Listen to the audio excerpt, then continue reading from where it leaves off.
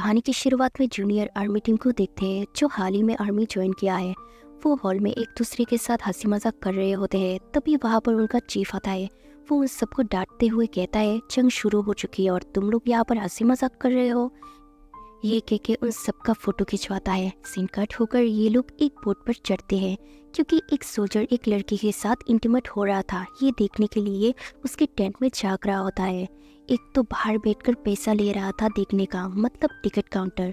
और तभी वहाँ पर उनका चीफ आके उन सबको पकड़ लेता है और इनको पनिशमेंट के तौर पर सभी को बीच पर पुशअप्स करवाता है। पर वो तो पुशअप्स करते करते चीफ को ही पानी में फेंक देते हैं। इधर दूसरी तरफ मैक नाम का एक आर्मी ऑफिसर को देखते हैं जो अपनी गर्लफ्रेंड बेन से बात कर रहा होता है। वो बताती है कि वो प्रेग्नेंट है। ये सुनकर मैक बड़ा खुश हो जाता है और उसे कहता है मैं तुम्हें जल्दी ही शादी कर लूँगा। ये कह के उसे एक रिंग पहनाता है। और तभी वहाँ पर बोट में से एक आदमी आकर बताता है कि वेपन से भरा दुश्मनों का बोट इलाकों में आ गया है। ये सुनकर मैक जल्दी से वहाँ से निकल जाता है। ऐसे में बता दूँ, मैक थाईलैंड का आर्मी ऑफिसर है और उनका दुश्मन है जापानीज। इधर दूसरी तरफ जापानीज सोल्जर्स थाईलैंड की आर्मी को हराने का प्लान बना रहा होता है। उनका एक साइंटिस्ट होता है जो बता रहा था हमारी सेना तेजी से आगे बढ़ तो रही है लेकिन वो काफ़ी नहीं है, कहकर एक वीडियो प्ले कर जिसमें पता चलता है कि साइंटिस्ट सोल्जर्स पर कोई टेस्ट कर रहा है। उनके मुंह में कोई कीड़ा जैसा कुछ डालता है जिससे कुछ ही देर में वो सोल्जर ज़ोंबी में तब्दील हो जाता है।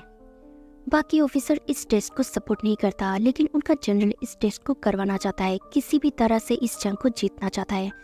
इधर दूसरी तरफ वो जूनियर आर्मी के एक सोल्जर मॉक अपने घर वापस आ जाता है और उसे ले जाने के लिए चीफ और मैक आता है, मॉक को जंग के लिए ले जाने के लिए।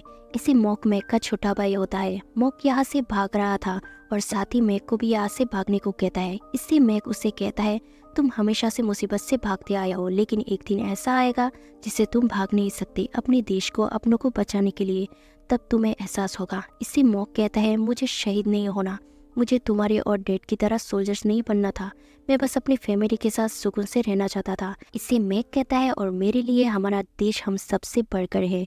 और ये भी कहता है तुम चाचा बनने वाले हो। ये सुनकर मॉक फिर से मैक को यहाँ से भागने के लिए कहता है। तभी चीफ मैक को बुलाता है। मैक जाते जाते मॉक को कहता है मुझे जो कहना था मैं कह दिया, अब बाकी तुम्हारे ऊपर है। इसे मॉक वापस जंग में जाने के लिए सोचते हैं। इसके बाद हम देखते हैं जापानीज सोल्जर्स थाईलैंड में हमला कर चुके हैं।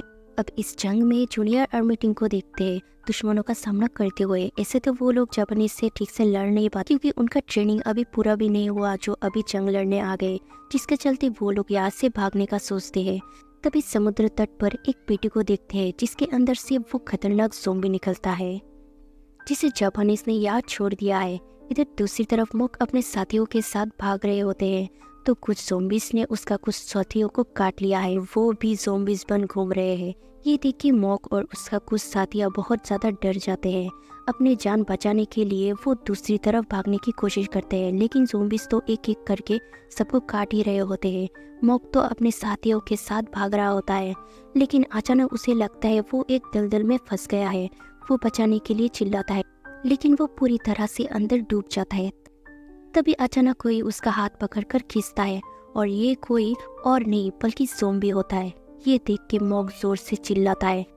सीन कट होकर जापानीज जनरल को देखते हैं जिन्हें खबर मिलती है कि थाईलैंड की सरकार चाहता है कि दोनों देशों के बीच बातचीत हो, ना कि ऐसी लड़ाई जहां दोनों तरफ के सोल्जर्स आपस में लड़ते रहे। इसके बाद हम देखते हैं मॉक अब एक ज़ोंबी बन जाता है। कुछ सोल्जर्स उन सबको मारने के लिए जाता है पर उनके ऊपर गोलियों का कोई असर ही नहीं हो रहा था। एकदम से वो लोग कहीं गायब हो जाते हैं। उस सोल्जर्स का टीम लीडर अपने साथियों को बेच के बैठता है।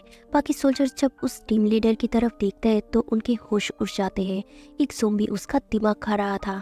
वो ज़ोंबी इतना फास्ट होता है पलक झपकते इन सब के ऊपर हमला कर देता है। इसके बाद इस जगह का सर्वे करने के लिए वहाँ पर मैक आता है। वो देखते हैं गड्ढे में एक सोल्जर गिरा हुआ है। जब मैक गड्ढे के अंदर जाके उसे पास से बुलाता है तो वो देखता है उस आदमी का फेस पूरी तरह से दब चुका है, फिर भी वो जिंदा है। मतलब अब ये भी ज़ोंबी वायरस का शिकार हो गया। वो मैक को काटने की कोशिश कर मैक उसके सर पर नुकीली लकड़ी से उसके सर पे स्टेप करके जाने की कोशिश करता है, तो वो उसका पैर पकड़ के खींचने की कोशिश करता है। फिर मैक ऊपर से जली हुई लकड़ी से उसके ऊपर लगा देता है, जिससे वो जल के राख हो जाए। ये बात आकर मैक अपने सीनियर्स को बता रहा था।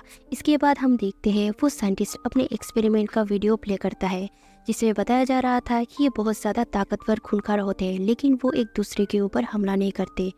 इनमें अभी भी सेल्फ कंट्रोल बाकी है, लेकिन कब तक। इसके बाद हम देखते हैं मॉक को उसके भाई का वो लॉकेट मिलता है, जिसके अंदर उसका मॉम डैड की तस्वीर होती है। ये देख के मॉक बहुत ही ज़्यादा रोने लगता है।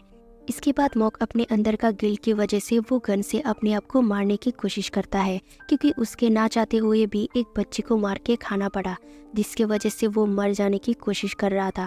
लेकिन तभी उसका बॉडी जलने लगता है। मतलब जब ये लोग इमोशनल होते हैं तब उनके बॉडी से एक लिक्विड निकलता है, जो हवा के संपर्क में आने से बॉडी में आग लग जाती है। तभी उसका एक साथी उसे कीचड़ में फेंक देता है और उसके पूरे शरीर में मिट्टी लगा लेता है, जिससे वो आग बुझ जाता है। जब रात होता है, एक ज़ॉम्बी अपने बीवी बच्चे का फोटो देख के रोने लगता है। इसके बाद हम देखते हैं जापानीज सोल्जर्स थाईलैंड सोल्जर्स के साथ मिलकर इस जंगल में आता है ज़ॉम्बीज को पकड़ने के लिए। इसके लिए जापानीज ऑफिसर अपने हाथ पे कट लगाता है। खून की खुशबू सूंघते हुए एक ज़ॉम्बी वहां पर आ जाता है। वो लोग वेपन से फायर करता है, फिर उसे पिंजरे में बंदी बना लेता है और उनके ऊपर टॉर्चर करता है। तभी इस ज़ॉम्बी के डेड को यहाँ पर लाया जाता है। वो जापानीज सोल्जर उस ज़ॉम्बी के सामने उसके डेड को मार देता है। ये सब देख के मैक भड़क जाता है, जिससे मैक का सीनियर मैक को इस मिशन से बाहर कर देता है। इसके बाद वो जापानीज उन ज़ॉम्बी को उसके डेड को खाने पे मजबूर करता है। इधर बेन, जो कि एक नर्स होती है, वो अपनी ड्यूटी से वापस आ रही होती है। तभी वो रास्ते में मरे हुए आदमी को देखता है। इसका आधा शरीर ज़ॉम्बीज ने खा चुके हैं और ये ज़ॉम्बीज अब गांव में आ चुके हैं। एक औरत अपने हस्बैंड जो आर्मी में है उनका अंतिम संस्कार कर रही होती है। तभी वहाँ पर वो ज़ॉम्बीज हमला कर देते हैं और उनमें से एक उसी औरत का हस्बैंड होता है, जिसे वो पहचान लेती है। इधर दूसरी तरफ मॉक अपने घर के कोने में छुपा हुआ था। तभी वहाँ पर मैक आता है। उसकी माँ उसे मॉक के बारे में पूछती है। फिर मैक अपनी माँ से झूठ कहता है कि मॉक जिंदा है, मैंने ही उसे भगा दिया। बात मॉक सुन रहा था। इधर दूसरी तरफ वो औरत अपनी बेटी को लेकर उसके डैड से भाग रही होती है। वो बच्ची अपनी माँ की बात ना सुन के अपने डैड के पास जाके रोने लगती है। वो औरत अपनी बेटी को लेकर यहाँ से जाने लगती है। तभी जापानीज सोल्जर्स वेपन चलाता है, तो वो उस ज़ॉम्बी के ऊपर ना पड़ के उस औरत और बच्ची के ऊपर जा गिरा। ये देख के सारे ज़ॉम्बीज भड़क जाता है और उन जापानीज सोल्जर्स पे हमला कर देता है।